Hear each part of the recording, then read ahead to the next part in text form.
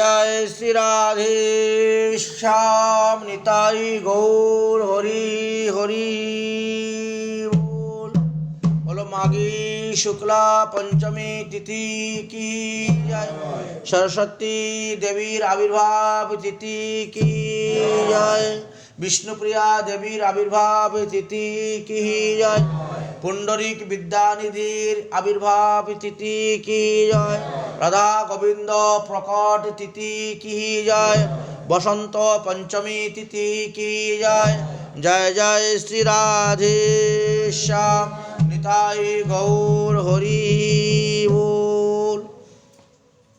शुद्धि भक्तबिंदगण, এই পর্যন্ত আমরা আজকে কেন সরস্বতী পূজা করা হয়, সরস্বতী পূজা করলে কি হয়, তিনার কবচ স্তব ধ্যান সম্পর্কে আলোচনা করেছি এবং বিষ্ণুপ্রিয়া দেবীর আবির্ভাব তিথি, বিষ্ণুপ্রিয়া দেবীর চরিত্র কথা আলোচনা হয়েছে।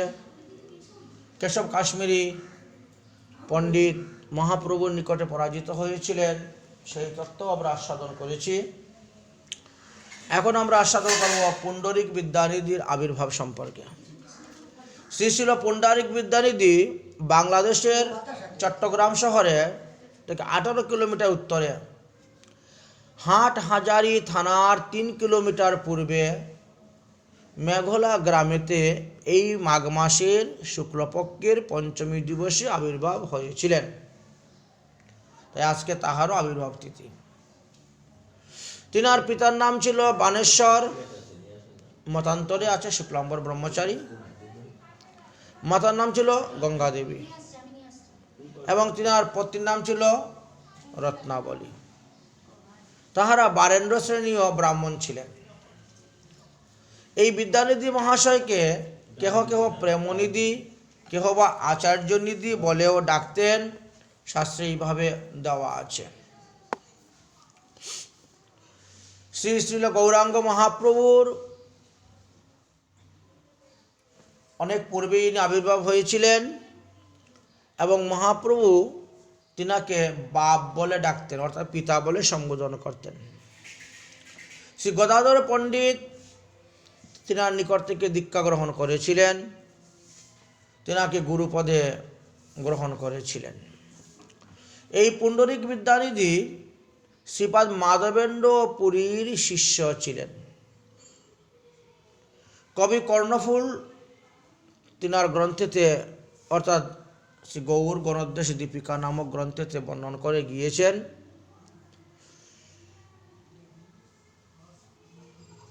বিশ্বভানু তথাখ্যায়ং পুরাজো ব্রজমণ্ডলে অধুনা পুণ্ডরিকাক্ষ বিদ্যানিধি মহাশয়া। এই পুণ্ডরিকাক্ষ বিদ্যানিধি তিনি দাপর যুগে বিশ্বভানু মহারাজ ছিলেন। জয় জয় পুণ্ডরিক বিদ্যানিধি মহাশয়, মুরে আশীর্বাদ কর ওহে দয়াময়। প্রাচ্যভূমি চাটিগ্রাম ধন্য করিবারে, তথা তারে অবতীর্ণ করাইলা ঈশ্বরে। ভগবত কৃপায় তিনি চাটিগ্রাম ধন্য করিবার জন্য সেখানে আবির্ভাব হয়েছিলেন। চাটিগ্রামে জন্ম বিপ্র পণ্ডিত পরম, চাটিগ্রামে জন্ম বিপ্র পরম পণ্ডিত, পরম সদাচার সর্বলোক অপেক্ষিত। অর্থাৎ ওনার সদাচারটা অন্যান্য লোকের থেকে একটু ভিন্ন ছিল। কিভাবে ভিন্ন ছিল সেই কথা এখন বলতেছেন। কৃষ্ণ ভক্তি সিন্ধু মাঝে ভাসেন নিরন্তর, অশ্রু কম্প পুলক বেষ্টিত কলেবর।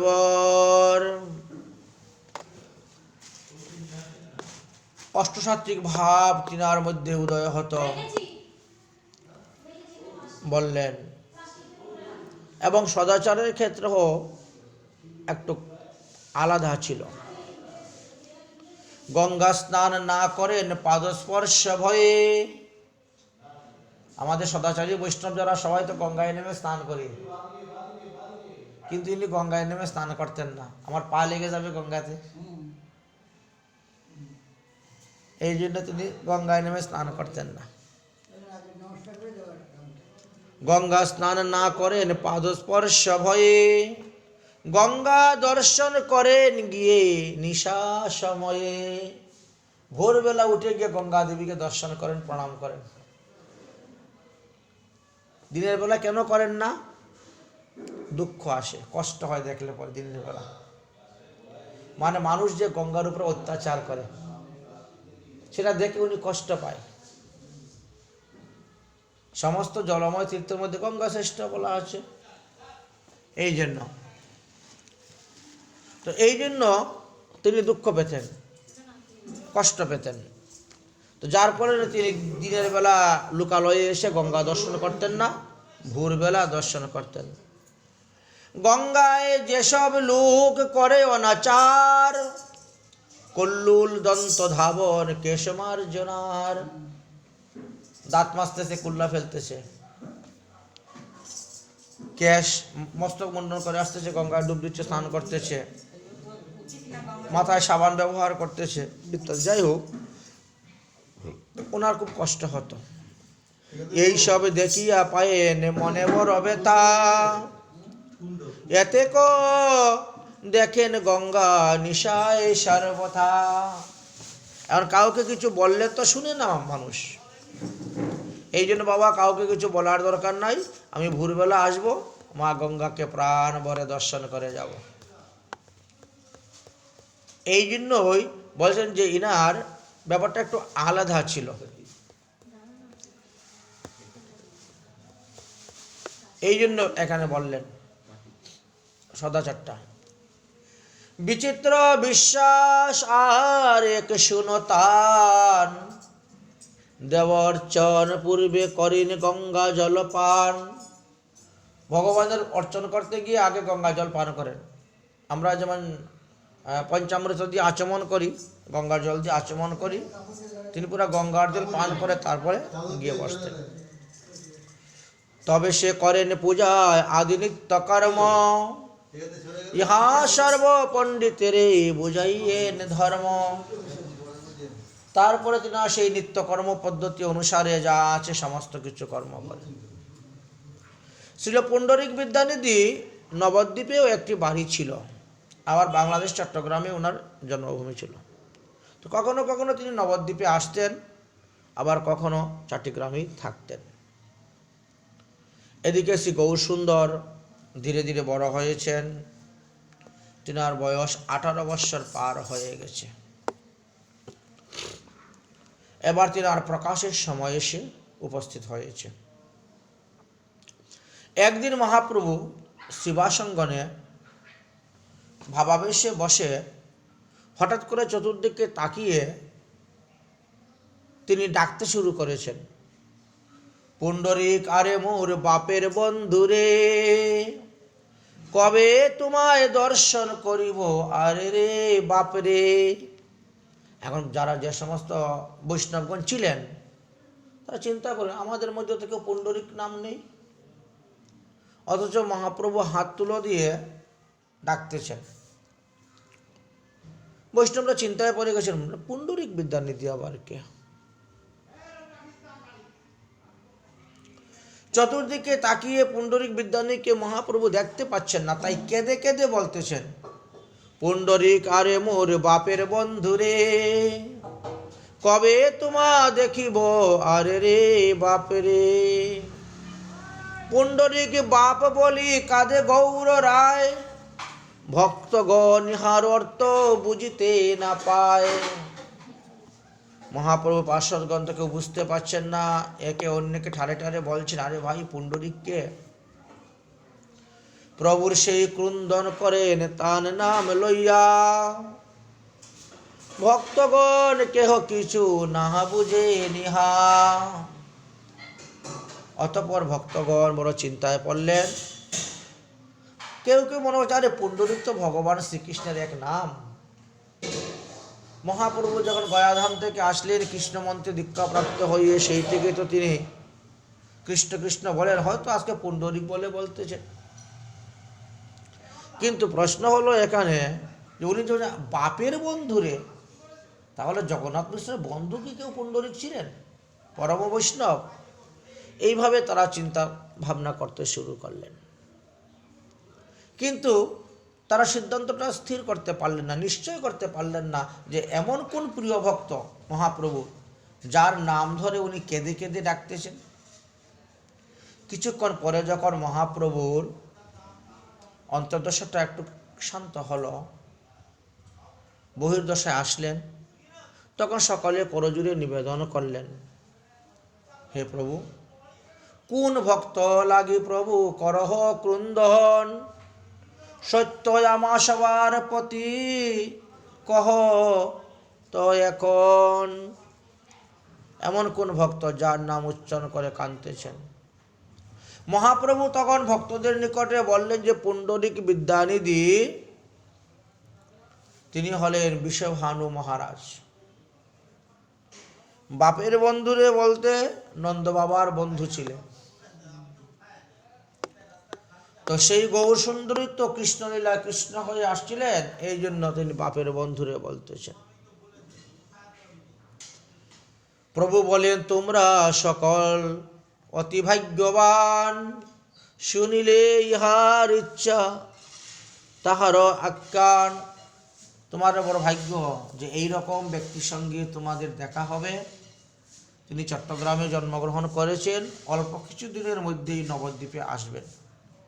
এর আগে অনেকবার নবদ্বীপে এসেছেন, তিনি পরম বৈষ্ণব, কিন্তু ইনি প্রকাশ করেন না, অতি গুপ্তভাবে আসেন, গুপ্তভাবেই চলে যান।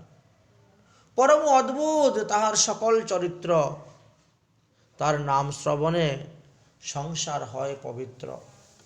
এই জন্য তিনার নামটি উচ্চারণ করলাম। বৈষ্ণবের নাম উচ্চারণ করলে সংসার পবিত্র হয়, এই জন্য সকালবেলা বৈষ্ণব বন্দনার মহিমার কথা বর্ণন করে গিয়েছেন। যদিও দেখতে উনি ঘুর বিষয়ী, বাইরে দিয়ে দেখলে পরে ওনাকে বৈষ্ণব বলে কেউ চিনবে না। বিষয়ীর প্রায় তার পরিচ্ছন্ন সব, কাপড় চোপড় বেশভূষা সব, সোনার চেইন, সোনার আংটি, পাথর, দামি দামি সেন্ট ব্যবহার করেন, দামি দামি সুগন্ধি তেল ব্যবহার করেন, বহু মূল্যবান পান তাম্বুল সেবন করেন, সোনার পিকদানি, পিক ফেলার, এরকমভাবে তখনকার সময়ের 500 বছর আগের জমিদারদের মতন একেবারে এতক্ষণ লম্বা চুল, খুব লম্বা চূড়া, দামি দামি পোশাক পরিধান করতেন। তো আচ্ছা, চিনিতে না পারে কেহ তিহু যে বৈষ্ণব, দেখতে একদম ঘুর বিষয়ী, কিন্তু উনি যে এত বড় বৈষ্ণব তা বাইরে দিয়ে চেনা যায় না। চাটিগ্রামে আছেন হেতায় বাড়ি আছে, আসিবেন সম্প্রতি দেখিবা কিছুদিন পাছে।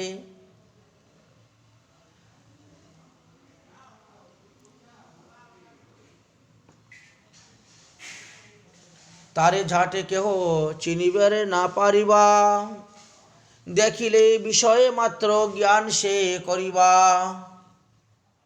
তারে না দেখিয়ায় আমি ব্যস্ত,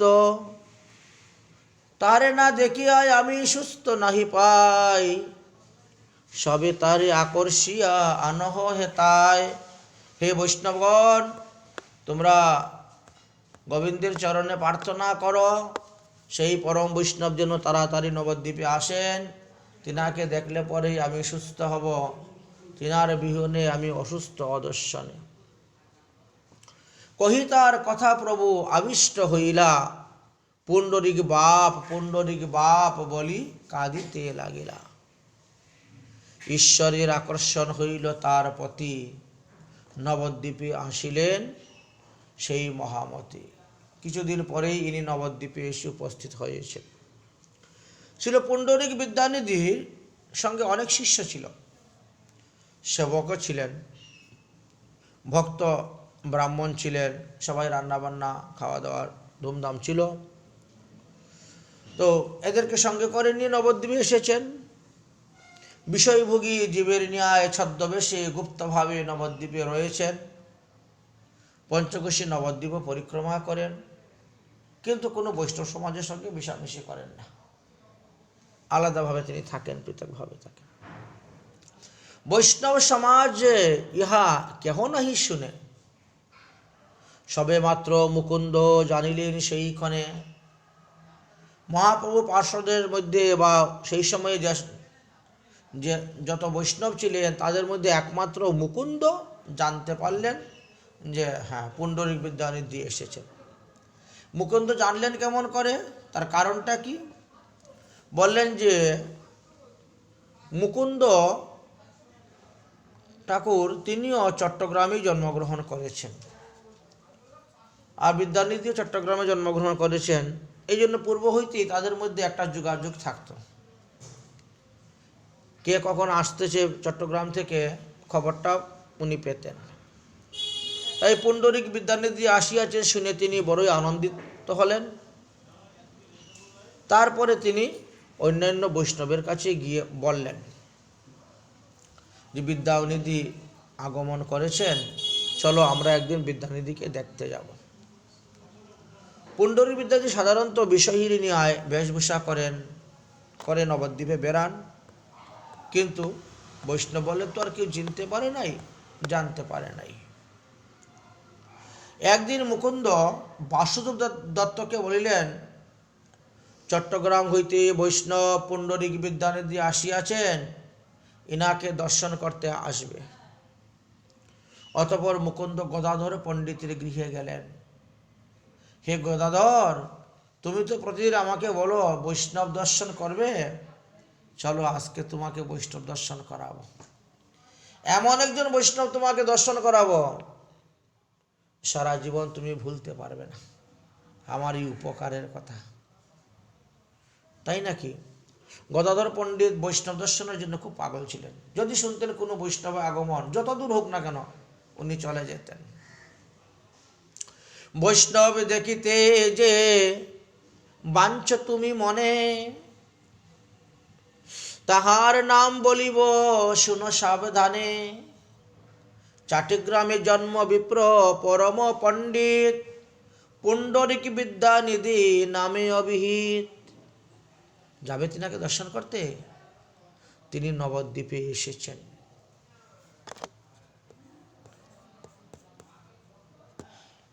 এক কথায় রাজি হয়ে গেলেন গদাধর পণ্ডিত।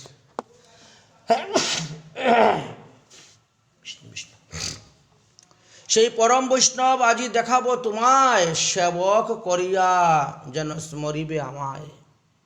যাকে দেখলে পরে তুমি সারা জীবন মনে করবে, হ্যাঁ বন্ধু, তুমি আমার একটা বিরাট উপকার করেছিলে। শুনি গদাধর বড় হরষিত হইলা, সেই কোণে কৃষ্ণ কৃষ্ণ বলি দুজনেই চলিলা। মুকুন্দ ঠাকুর গদাধর পণ্ডিতকে সঙ্গে নিয়ে বিদ্যানিধির বাড়িতে গিয়ে উপস্থিত। সেই সময়ে বিদ্যানিধি পণ্ডিত দরজা বন্ধ করে ভাগবত কথা আলোচনা করতেছেন শিষ্যদের মধ্যে। তিনি একটা পালঙ্কের মধ্যে বসেছেন, বসে শিষ্যদের মধ্যে হরিকথা পরিবেশন করতেছেন। গদাধর পণ্ডিত আর মুকুন্দ ঠাকুর দরজা খুলে ঢুকেই প্রণাম করলেন। প্রণাম করে সেই স্থানে বসে গেলেন। বিদ্যানিধি মহাশয় তাদেরকে বসতে বললেন, বসো বসো এখানে। বিদ্যানিধি মহাশয় মুকুন্দের নিকটে জিজ্ঞাসা করলেন, এই বালকটা কে? অনেক নতুন দেখতেছি। মুকুন্দ বলিলেন, ইহার নাম গদাধর। শিশুকাল হইতে সংসারে পরম বিরক্ত। তিনি বৈষ্ণব, ব্রহ্মচারী, বিবাহ আদি করেন নাই। মাধব মিশ্রের পুত্র বলে ইনাকে সবাই ডাকে। সকল বৈষ্ণব ইনাকে খুব বেশি ভালোবাসেন। গদাধর পণ্ডিত ইনার নাম। ভক্তপথে রত সঙ্গ ভক্তের সহিতে, শুনিয়া তোমার নাম আইলেন দেখিতে। ইনি খুবই ভক্ত ভক্ত প্রতি সর্বদা থাকেন। আর কোনো ভক্ত যদি আগমন হন তাদের নাম শুনলে পরে তাদেরকে দর্শন করতে আসেন। এই কথা শুনে পুণ্ডরিক বিদ্যানিধি বড় আনন্দিত হইলেন। এবার তিনি হরিকথা আরম্ভ করেছেন। তো হরিকথা পরিবেশন করছেন, আবার মধ্যে মধ্যে গদাধরের দিকে তাকাচ্ছেন। তাকাতে একবার বলেই ফেললেন যে মুকুন্দ, তুমি যে বালকটাকে সঙ্গে করে নিয়ে আসছো তার শরীরের মধ্যে আমি বিষ্ণু ভক্তির তেজ দেখতে পাচ্ছি। একটা দিব্য তেজ তার দেহের মধ্যে আছে, বিষ্ণু ভক্তি। শ্রী গদাধর পণ্ডিত দেখিতে পেলেন বিদ্যানিধি মহাশয় একজন রাজপুত্রের ন্যায় বেশভূষা, তাহার দেহের মূল্যবান পোশাক, যে পালঙ্কে বসে তিনি কথা বলতেন সেটাও বহুমূল্য সেই সময়ের। চণ্ডতাপ, কুলবালিশ উপাদান, স্বর্ণের জলপাত্র, জলঝাড়ি, তাম্বুল পাত্র, পিতলের পানের বাটা, পাশে টেবিলের মধ্যে সুবর্ণ পিকদানি, আলমারির বড় বড় কাঁচ লাগানো, দুই পাশে দুইজন ভৃত্য, একজন ময়ূর পাখা দিয়ে বাতাস করতেছে, একজন চামড় দিয়ে বাতাস করতেছে, আর ইনি বসে পাঠ করতেছেন। ললাটে চন্দনের ঊর্ধ্ব তিলক, চন্দন দিয়ে হলুদ বর্ণের বা লাল কালারের মনে হয়েছিল, ললাটে চন্দনের ঊর্ধ্বপুণ্ড, তার মধ্যে আবার ফাগুবিন্দু শোভা পাইতেছে, মধ্যখানে একটা বিন্দু। এইসব দেখে গদাধর পণ্ডিত মনে মনে চিন্তা করলেন, নাম শুনেছিলাম তখন তো খুব শ্রদ্ধা হয়েছিল বৈষ্ণবের প্রতি, বৈষ্ণব দেখবো বলে খুব স্বাদ ছিল,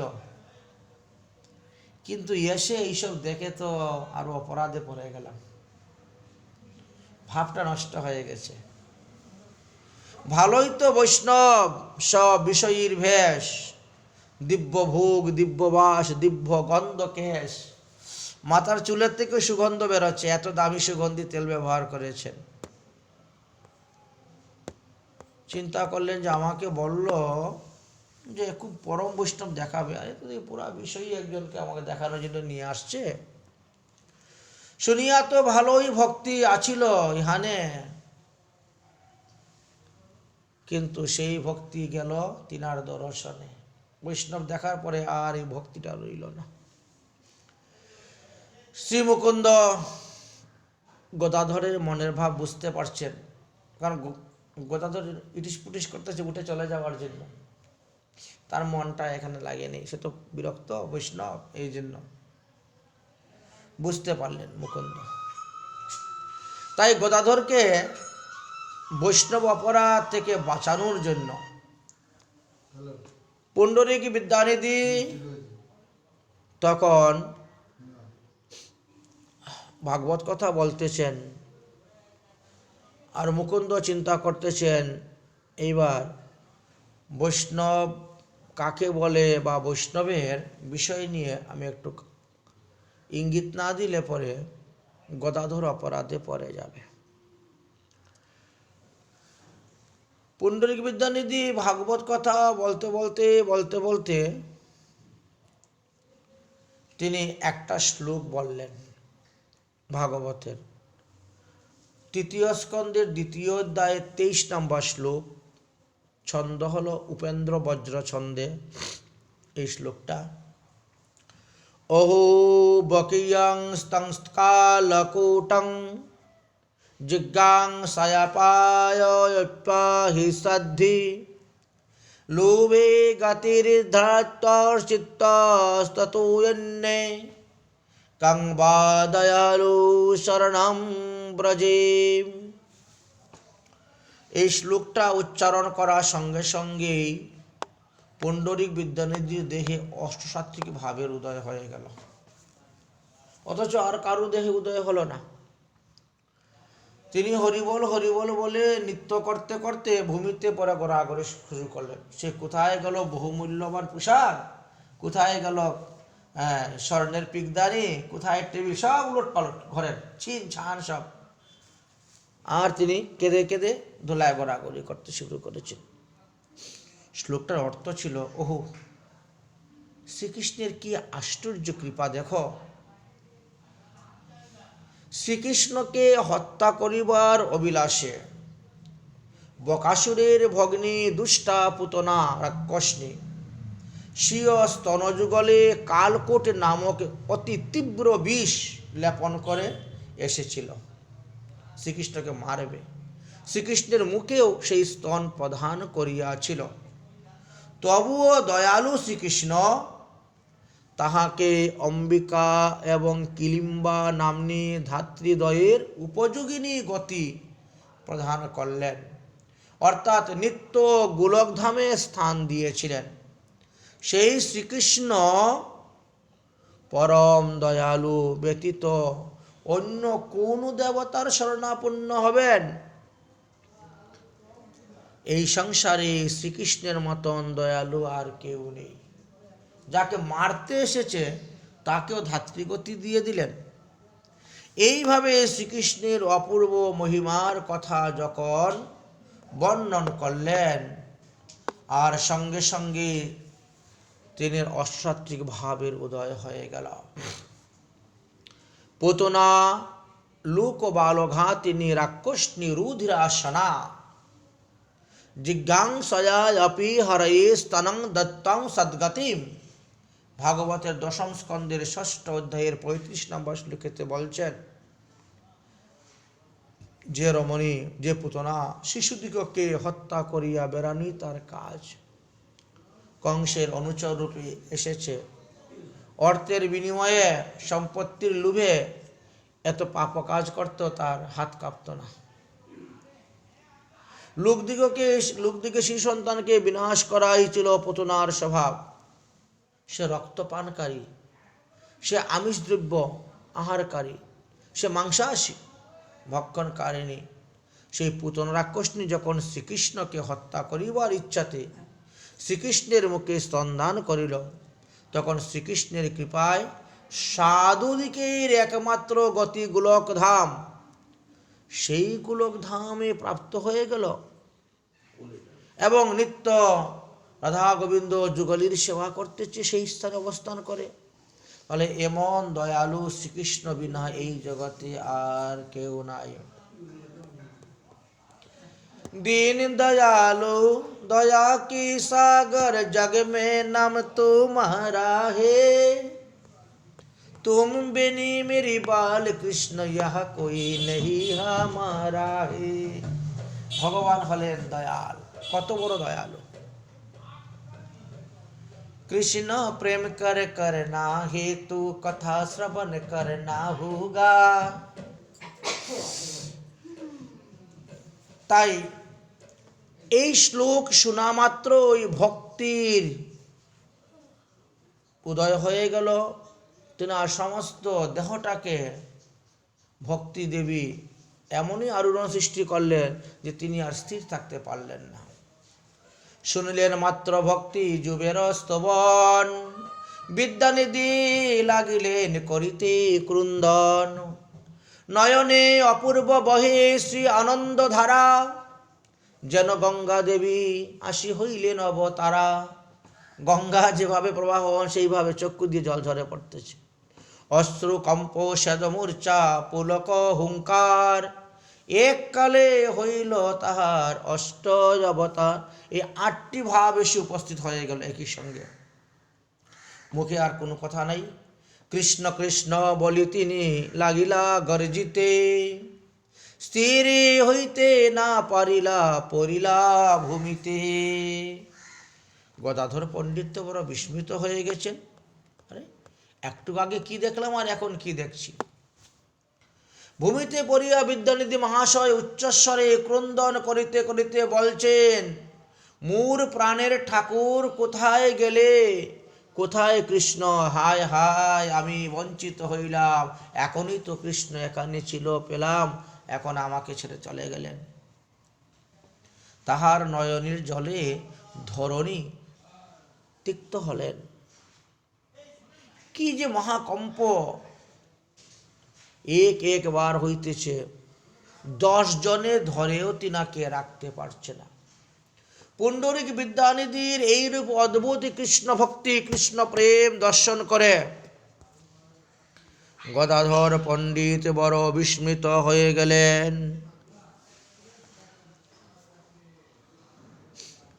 তিনি মনে মনে নিজেকেই তখন অপরাধী ভাবলেন।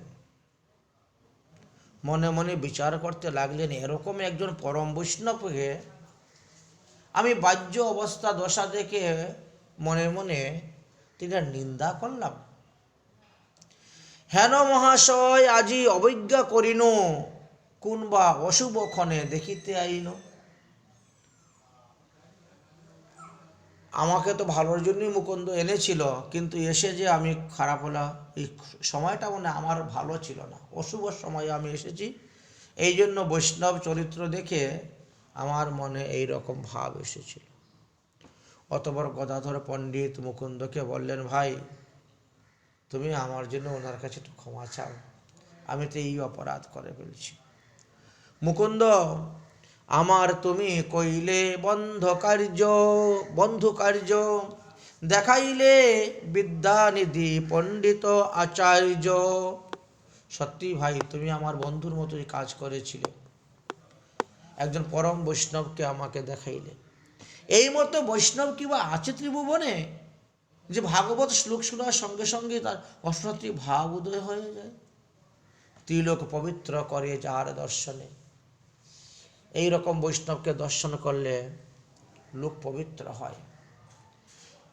হে পরম বন্ধু মুকুন্দ, কিন্তু আমি যে ওই বৈষ্ণব চরণে গুরুতর অপরাধ করে ফেলেছি, আমি মনে মনে বৈষ্ণবের বেশভূষা দেখে নিন্দা করেছি। সুতরাং এই অপরাধ থেকে আমি মুক্তি লাভ করব কিভাবে? মুকুন্দ বলে, স্বয়ং মহাপ্রভু থাকতে তুমি আমাকে জিজ্ঞেস করতেছ? যাও মহাপ্রভুর নিকটে গিয়ে জিজ্ঞেস করো। গেলেন মহাপ্রভুর নিকটে, জিজ্ঞাসা করলেন। মহাপ্রভু বললেন, দেখো তুমি যখন ওনার চরণে অপরাধ করেছ, এক কাজ করো, তুমি ওনার কাছ থেকে দীক্ষা গ্রহণ করো, তাহলে শিষ্য জ্ঞানে তিনি তোমার সকল অপরাধ ক্ষমা করে দিবেন। অতএব এটাই হলো তোমার এই অপরাধ স্খলনের একমাত্র উপায়। ঠিক আছে, মহাপ্রভুর আদেশ নিলেন। নিয়ে মুকুন্দ ঠাকুর গদাধর পণ্ডিতকে সঙ্গে করে নিয়ে বিদ্যানিধির নিকটে এসে উপস্থিত হলেন। সমস্ত ঘটনা বললেন এবং মহাপ্রভু যে আদেশ দিয়েছেন দীক্ষা গ্রহণের জন্য সেটাও শোনালেন। শুনিয়া হাসিলেন পুণ্ডরিক বিদ্যানিধি, আমারে এ মহারত্ন মিলাইল বিধি। বললেন যে গদাধরের মতো শিষ্য পাওয়া তো মানে একটা মহারত্ন লাভ করা, একটা মহারত্ন। কারণ এই শিশুর শরীরের মধ্যে কৃষ্ণ ভক্তির তেজ আমি দেখতে পাচ্ছি। করাইমু ইহাতে সন্দেহ কিছু নাই, বহু জন্মের ভাগ্যে এমন শিষ্য পাই। অবশ্যই আমি তাকে দীক্ষা দিব, কারণ বহু জন্মের পুণ্যের ফলে এইরকম শিষ্য পাওয়া যায়, না হলে এরকম শিষ্য পাওয়া যায় না। অবশ্যই আমি তাকে দীক্ষা প্রদান করিব।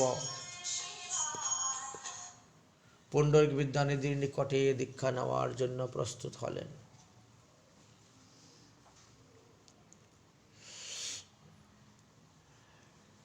আজ্ঞাতে গদাধর পণ্ডিত পুণ্ডরিক বিদ্যানিধির নিকটে দীক্ষা গ্রহণ করার জন্য প্রস্তুত হলেন।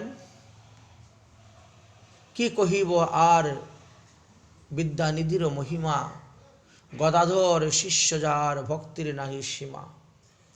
পুণ্ডরিক গদাধর দুইয়ের মিলন, যে পরে যে শুনে তার মিলে প্রেম ধন। সেই পুণ্ডরিক বিদ্যানিধি আকৃতিতে আবির্ভাব হয়েছিলেন। যাই হোক, দীক্ষা দিলেন কবে? শুক্লপক্ষের দ্বাদশী দিবসে বিদ্যানিধি গদাধর পণ্ডিতকে কৃষ্ণমন্ত্রে দীক্ষা প্রদান করেছিলেন। একদিন পুণ্ডরিক বিদ্যানিধি রাত্রিকালে জনমানবের অলক্ষিতে, মানে কেউ দেখতে পায়নি, তিনি গৌরাঙ্গ মহাপ্রভুর কাছে গিয়ে উপস্থিত হলেন এবং মহাপ্রভুর চরণ ধরে প্রণাম করতে করতে মূর্ছিত হয়ে ভূমিতেই পড়ে গেলেন। অবশেষে ক্রন্দন করে করে বলতে লাগলেন, হে কৃষ্ণ, হে বাপ, আমি অপরাধী, আমায় আর কত দুঃখ দিবেন? তুমি সমস্ত জগৎকে উদ্ধার করার জন্য নবদ্বীপে এসে অবতীর্ণ হয়েছ, কিন্তু কেবল আমি কি তোমার এই প্রেম ভক্তি থেকে বাদ পড়ে গেলাম? শ্রী গৌরসুন্দর তৎক্ষণাৎ বিদ্যানদীকে ভূমি থেকে উঠাইয়া কুলে তুলে নিলেন। এবার ভক্তগণ বিদ্যানিধিকে চিনতে পারলেন।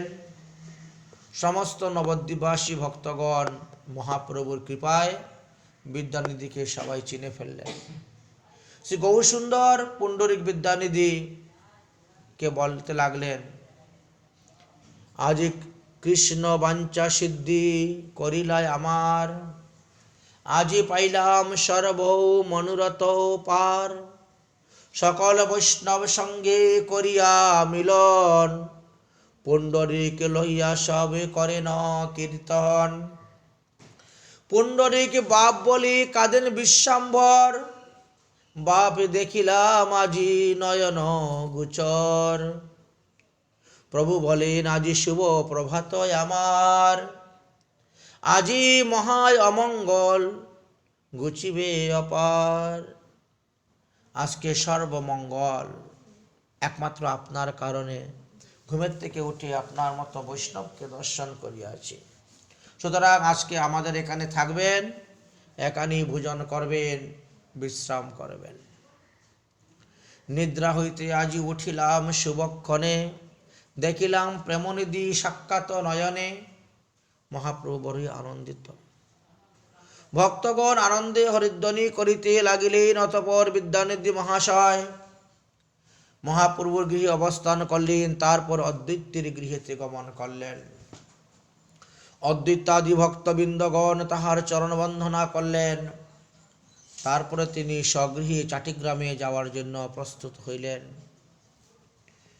তিনি চাটিগ্রামে চলে যাওয়ার পর মহাপ্রভু নাম সংকীর্তনের দল তৈরি করলেন। নবদ্বীপে নগরে নগরে হরিনাম প্রচার করতে লাগলেন। এমনকি জগাই মাধাইকে উদ্ধার করলেন। তখন ভক্তগণের সঙ্গে পুণ্ডরিক বিদ্যানিধিও ছিলেন। মহাপ্রভু নদিয়াতে সংকীর্তন বিলাসের সময় পুণ্ডরিক বিদ্যানিধি তো প্রধান সহচর রূপে ছিলেন। তারপরে তিনি গিয়েছিলেন। মহাপ্রভু সন্ন্যাস গ্রহণ করার পর যখন পুরীধামে মহাপ্রভু অবস্থান করতেন, তখনও প্রতি বৎসরই রথযাত্রা উপলক্ষে পুণ্ডরিক বিদ্যানিধি বহু লোক সঙ্গে করে নিয়ে তিনিও যেতেন। যেভাবে সেন শিবানন্দ লোক নিয়ে যেতেন, ঠিক পুণ্ডরিক বিদ্যানিধিও সেইভাবে যেতেন। আরও একটি পুণ্ডরিক বিদ্যানিধির মহিমার কথা বলব, শ্রবণ করুন। একবার পুণ্ডরিক বিদ্যানিধি বেশ কিছুদিন পুরীধামে বাস করেছেন। পুরীধামে জগন্নাথের চন্দন যাত্রার সময়ে জগন্নাথ নরেন্দ্র সরোবরে যান এবং ভক্তদের সঙ্গে জল খেলি ইত্যাদি হয়ে থাকে। বৈশাখ মাসে খুব গরম, তো অক্ষয় তৃতীয়া চন্দন যাত্রা, তারপরে জগন্নাথের নৌকা বিলাস হয়।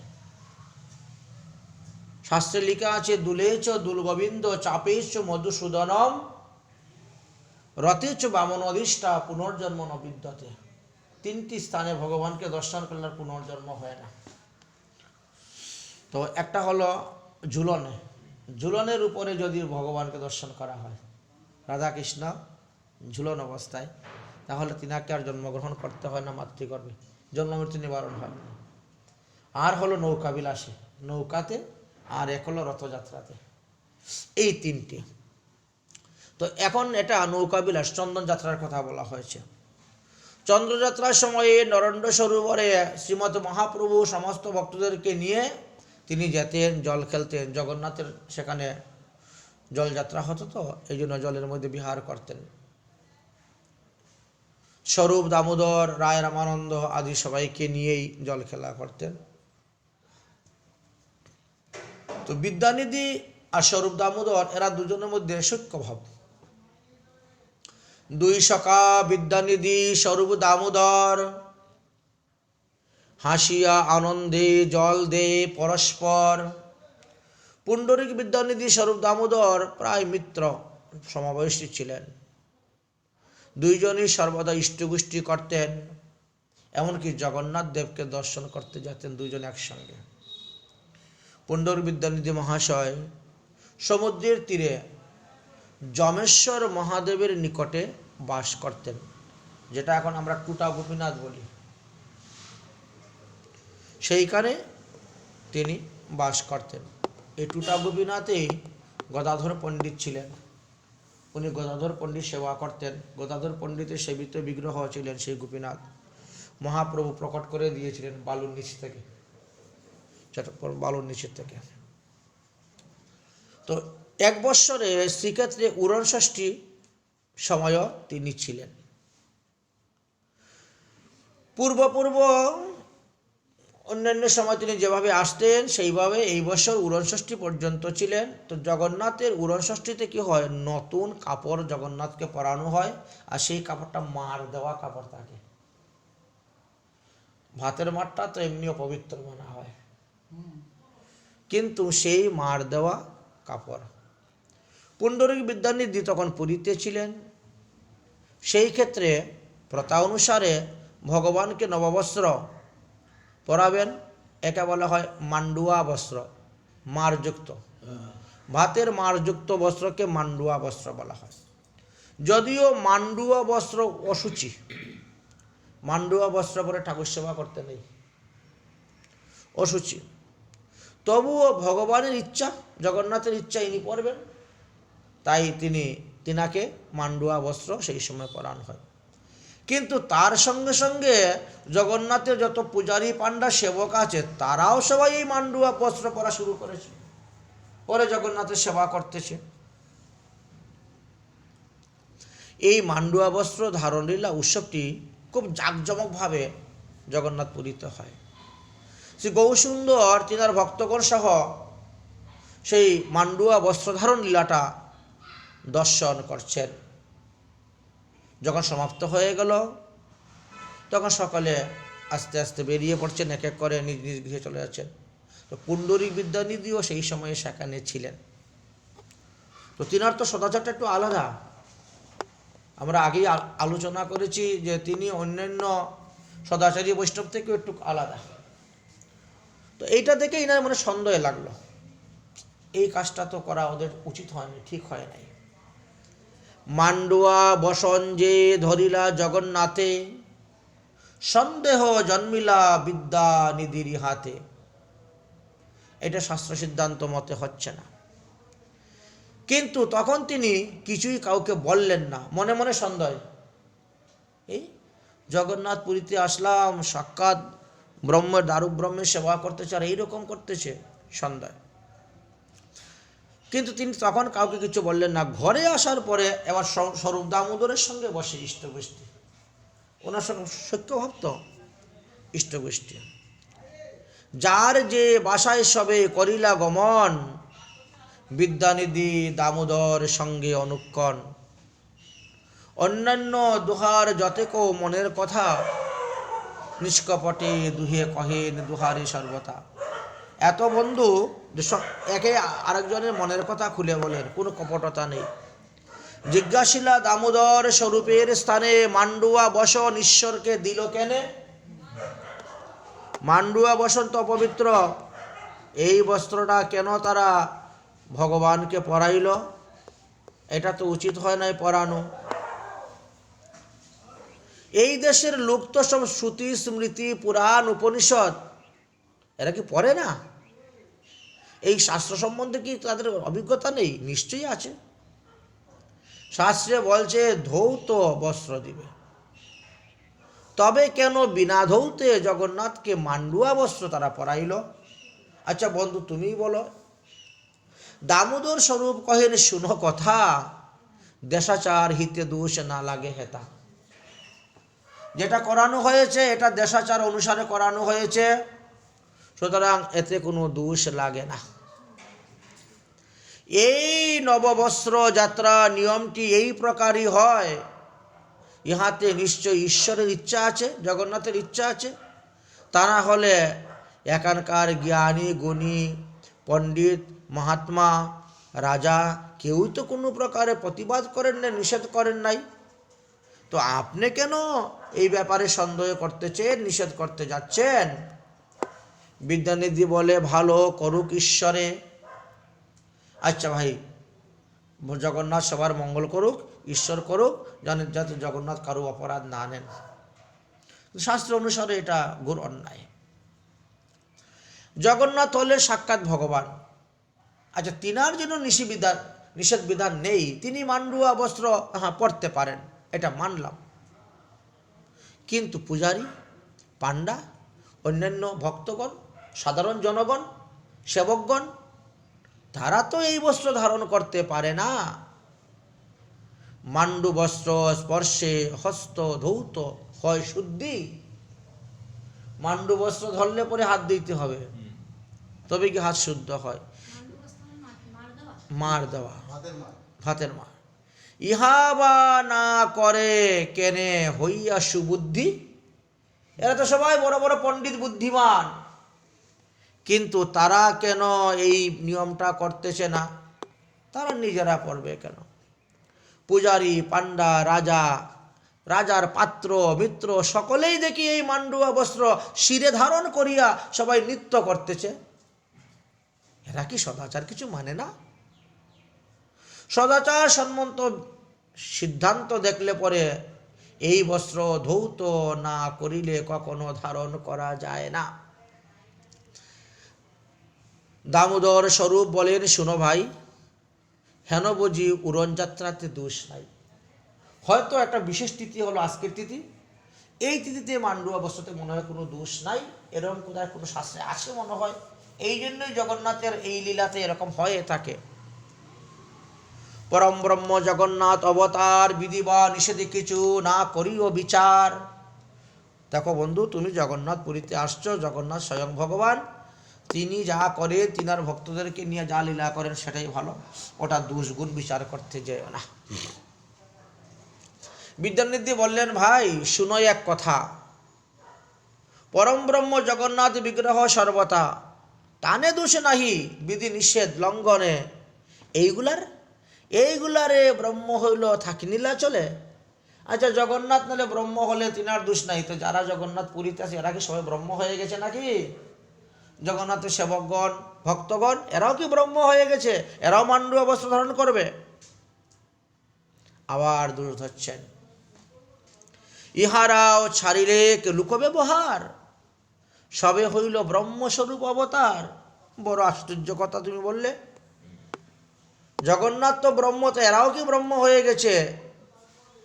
বিদ্যানিধি মহাশয় এইভাবে নীলাচলে বাস করে নীলাচলবাসী জগন্নাথের ভক্তদের দোষ আলাপ করতে করতে করতে করতে মহাপ্রভুর নিকটে গিয়ে উপস্থিত হয়েছে। সেখানে যাওয়ার পরে কথা বন্ধ। মহাপ্রভু বলছেন প্রসাদ সেবন করুন। মহাপ্রভুর কাছে বসে প্রসাদ সেবন করলেন। সেবন করার পরে তিনার যে নিজ বিশ্রামালয়, সেই যমেশ্বরের কাছে, সেখানে গিয়ে তিনি রাত্রিবেলা বিশ্রাম করেছেন। যদিও পুণ্ডরিক বিদ্যানিধির মনের ভাব মহাপ্রভু অবগত ছিলেন, তথাপিও কিছু বললেন না, কারণ উনি মুরব্বী, উনি বাপের বন্ধু, ইনি প্রাচীন এবং ইনি মাধবেন্দ্র পুরীর শিষ্য, বলে এই জন্য কিছু বললেন না। সকল জানেন তবু চৈতন্য গোসাই, কিচ্ছু বললেন না। রাত্রিবেলা তিনি জগন্নাথের রূপ ধারণ করে গিয়ে উপস্থিত হয়েছেন। জগন্নাথ রূপে স্বপ্নে গেলা তান ঠাই পুণ্ডরিক বিদ্যানিধির কাছে গিয়েছেন জগন্নাথ আর বলরাম দুজন। মহাক্রুধ মনে পুণ্ডরিক বিদ্যানিধির সম্মুখে গিয়ে উপস্থিত হয়েছেন। স্বপ্নে দেখতেছেন পুণ্ডরিক বিদ্যানিধি, সে অদ্ভুত স্বপ্ন দেখি বিদ্যানিধি মহাশয়, জগন্নাথ আসি হেতা সম্মুখে বিজয়, ক্রুধরূপ জগন্নাথ বিদ্যানিধি দেখে, আপনে ধরিয়া তারে চড়াইলেন মুখে। জগন্নাথে পুণ্ডরীক বিদ্যানিধিকে ধরে একদম দুই গালে চড়াতে শুরু করেছেন। জগন্নাথ এবং বলরাম পুণ্ডরীক বিদ্যানিধির গালে জুড়ে জুড়ে আঙ্গুলের দাগ ফুলে উঠেছে এমন ভাবে। দুই ভাই মিলিয়া চর মারে দুই গালে, হেন ধীর চর যে আঙ্গুলি গালে ফুলে। দুঃখ পাইয়া বিদ্যানিধি কৃষ্ণ কৃষ্ণ রক্ষ, কৃষ্ণ রক্ষ, কৃষ্ণ রক্ষ বলে অপরাধ ক্ষম বলি পরে চরণ তলে। কোন অপরাধে মুরে মারহ গুসাই, প্রভু বলেন তোর অপরাধের অন্ত নাই। আমার সেবককে তুমি অবজ্ঞা করিয়াছ, মোর জাতি মোর সেই সেবকের জাতি নাই। তুমি বলছো আমার জাত আছে, আমার সেবকের জাত নাই, তারা কেন পরবে মান্ডুয়া কাপড়? সকল জানিলা তুমি রহি এই ঠাই, এতদিন নীলাচলে বাস করে এই শিখেছ, তবে কেন রহিয়াছ জাতি নাশার স্থানে? যখন আমার ভক্তদের জাতি নাই, সদাচার মানে না, তো তুমি এখানে পড়ে আসো কেন? যাও তোমার বাংলাদেশে চট্টগ্রামে চলে যাও, এখানে পড়ে আছো কেন? তবে কেন রহিয়াছ জাতি নাশার স্থানে, জাতি রক্ষায় চলে যাও নিজ ভবনে। আমি যে করিয়াছি মান্ডুয়া বস্ত্র যাত্রা নির্ধারণ, তাহাতেও ভাবো তুমি অনাচার সম্বন্ধ। যে লীলাটা আমি নিজে করেছি, প্রচার করেছি, সেটাতে তুমি অনাচার দেখতেছ। তো মান্ডুয়া বস্ত্র কখন ভগবান ধারণ করেন? মাঘ মাসের শুক্লপক্ষের ষষ্ঠীতে, সেই সময় থেকে আরম্ভ করে মকর সংক্রান্তি পর্যন্তই এই উৎসবটা চলে। মাঘ মাসে শুক্লপক্ষের ষষ্ঠী থেকে মকর সংক্রান্তি পর্যন্ত। আমারে করিলা ব্রহ্ম সেবক নিন্দিয়া, তুমি আমাকে ব্রহ্ম বলে মাথায় তুলে দিলে আর আমার সেবককে নিন্দা করলে। মান্ডুয়া কাপড়ের স্থানে দুষদৃষ্টি কইলা। আমার সেবকগণকে তুমি বলে ওরা কি ব্রহ্ম হয়ে গেছে, ওরা মান্ডুয়া কাপড় পরে? এইভাবে তুমি আমার সেবকের নিন্দা করিয়াছ। পুণ্ডরীক বিদ্যানিধি স্বপ্নদেশে ক্রন্দন করতে করতে জেগে উঠেছেন। যেমন শ্রী জগন্নাথের চরণতলে মাথা রেখে তিনি বলতে লাগছেন, হে নাথ, হে নাথ, যেন যেমন অপরাধ করেছিলাম তেমন শাস্তিটা পেলাম। আজ আমার পরম শুভ দিন উপস্থিত হইয়াছে যে তোমার শ্রীহস্তটা আমার গালেতে লাগলো। জানি না কোনো জন্মে কোনো সুকৃতি ছিল বলেই আজ তোমার শ্রীহস্তে আমার তনু স্পর্শ হইল, অনুভব হইল, আমি অনুভব করতে পারলাম। ভগবান শ্রী জগন্নাথ এবং বলরাম বিদ্যানিধির প্রতি স্বপ্নে এইরূপে কৃপা দৃষ্টি করে অন্তর্ধান হয়ে গেলেন। কিন্তু পরদিন সকালে যখন বিদ্যানিধি ঘুম থেকে উঠলেন, তখন তো দেখা গাল দুটা ফুলে মোটা মোটা হয়ে গেছে, কথা বলতে পারেন না, আঙ্গুলের দাগ সব পড়ে আছে, এত ব্যথা।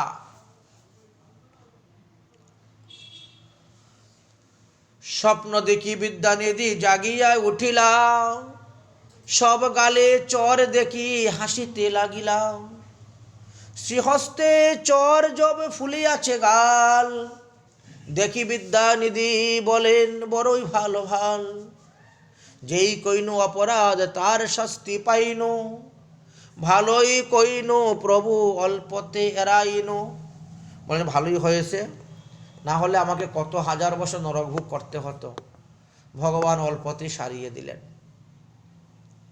স্বপ্ন বিবরণ বারবার স্মরণ করিয়া তিনি লজ্জিত হইলেন।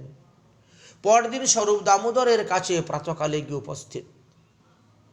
বিদ্যানিধি আগমন দর্শন করে তিনি উঠেছেন।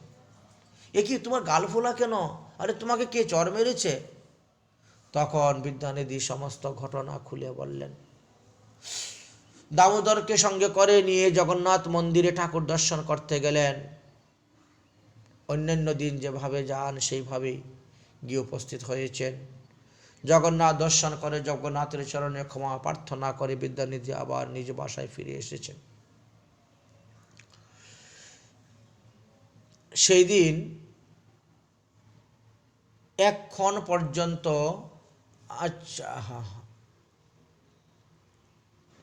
তারপরে সকল ভক্তদের কাছে তেনার সেই সমস্ত ঘটনাটা খুলে বলেছেন এবং দেখেন প্রত্যক্ষভাবে দেখুন আমার গালটা যে ফুলে আছে, এইভাবে সবাইকে দেখালেন। সমস্ত ভক্তগণ শ্রবণ করে বড় বিস্মিত হয়ে গেলেন। স্বপ্নেতে দেখলেন চড়াচ্ছে, গাল ফুলে গেছে, কি আশ্চর্য কথা! এটা স্বপ্ন বলে মানা যাচ্ছে না। যাই হোক, ভগবানের করস্পর্শ লাভ হইয়াছে আপনার। বিদ্যানিধির সৌভাগ্য দেখে স্বরূপ দামোদর সর্ববৈষ্ণবগণ সকলেই তখন বললেন যে হ্যাঁ, ভগবানের অপার কৃপা আপনার উপরে আছে, এই জন্য অল্পতেই আপনার অপরাধ ক্ষমা করে দিয়েছেন। তারপর পুণ্ডরিক বিদ্যানিধি চট্টগ্রামে চলে যান। একদা পুরীধামে শ্রী গদাধর পণ্ডিত মহাপ্রভুকে বলছেন, প্রভু, আগে যে আমি ইষ্টমন্ত্র জপ করতাম, সেটা জপ করলে পরে আমার খুব স্ফূর্তি হতো, লীলা স্মরণ হতো, আমি সেই মন্ত্র ইষ্টদেবকে দর্শন করতে পারতাম। কিন্তু এখন আর আমি সেই মন্ত্রস্মরণ করে ইষ্টদেবের দর্শন পাই না। এর কারণটা কি? মহাপ্রভু বললেন, হয়তো তুমি জুড়ে জুড়ে এই মন্ত্রগুলো উচ্চারণ করেছিলে স্পষ্টস্বরে, যার ফলে কেউ শুনে নিয়েছে। দীক্ষা মন্ত্রটা জুড়ে উচ্চারণ করতে নাই, এই জন্য তোমার মন্ত্রের শক্তি নষ্ট হয়ে গেছে, বীজ নষ্ট হয়ে গেছে। এই কারণে এখন ওই মন্ত্র জপ করা সত্ত্বেও তোমার হৃদয় আকাশে সেই ইষ্টদেবের স্ফূর্তিটা হচ্ছে না। তাহলে কি করতে হবে? তাহলে তোমাকে আবার দীক্ষা গ্রহণ করতে হবে। ঠিক আছে, তাহলে আপনি আমাকে দীক্ষা দিয়ে দিন। মহাপ্রভু বলছেন যে না, আমি দীক্ষা দিব না। অল্প কিছুদিন পরেই বিদ্যানিধি আবার আসবেন এবং তিনার কাছ থেকেই তুমি পুনরায় দীক্ষা গ্রহণ করবে। সত্যি সত্যি দেখতে দেখতে কিছুদিন পরে তিনি আসছিলেন এবং পুনরায় আবার দীক্ষা নিয়েছিলেন। আনন্দে ভাসেন অদ্বৈতাদি ভক্তগণ, বিদ্যানিধি দেখি প্রভু হাসিতে লাগিলা, বা পাইলা বলিতে লাগিলা, প্রেমনিধি প্রেমে হইলা আনন্দ বিভল, পূর্ণ হইল হৃদয়ের সকল মঙ্গল। শ্রীভক্ত বৎসল গৌরচন্দ্র নারায়ণ, প্রেমনিধি বক্ষে ধরিয়া করেন কুন্দন।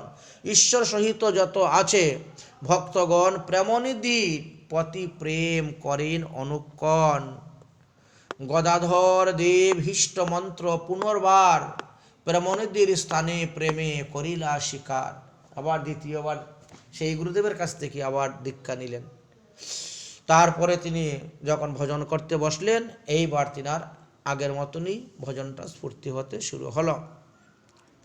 শুনি প্রেমনিধি মহা সন্তুষ্ট হইলা, ভাগ্যহীন মানি প্রভু নিকটে রহিলা। বিদ্যানিধিকে রাখি প্রভু আপনার নিকট, বাসা দিলা যমেশ্বর সমুদ্রের তট। নীলাচলে রহিলা দেখি জগন্নাথ, দামোদর স্বরূপের বড় প্রেম প্রিয় পাত্র। এইভাবে বিদ্যানিধির মহিমার কথা বর্ণনা আছেন।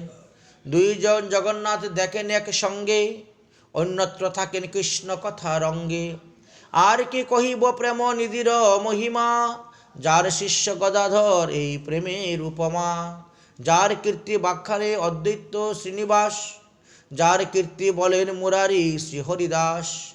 হেন নাহি বৈষ্ণব যে জানে তার বাখান, পুণ্ডরীকের সর্বভক্ত কায় মন বাক্য মন। অহংকার তান দেহে নাহি তিল মাত্র, না জানি কি অদ্ভুত চৈতন্যের কৃপা পাত্র। হেন পুণ্ডরিক বিদ্যানিধির প্রভাব, যে শুনে তার হয় প্রেম ভক্তি লাভ। পুণ্ডরিক বিদ্যানিধির চরিত্র শুনিলে, অবশ্য তাহারে কৃষ্ণ পাদপদ্ম মিলে। তাই আমরা অতি সংক্ষেপে পুণ্ডরিক বিদ্যানিধির মহিমার কথা আলোচনা করলাম। আজকের মতন পুণ্ডরিক বিদ্যানিধির লীলা কথা, চরিত্র কথা এখানে বিশ্রাম।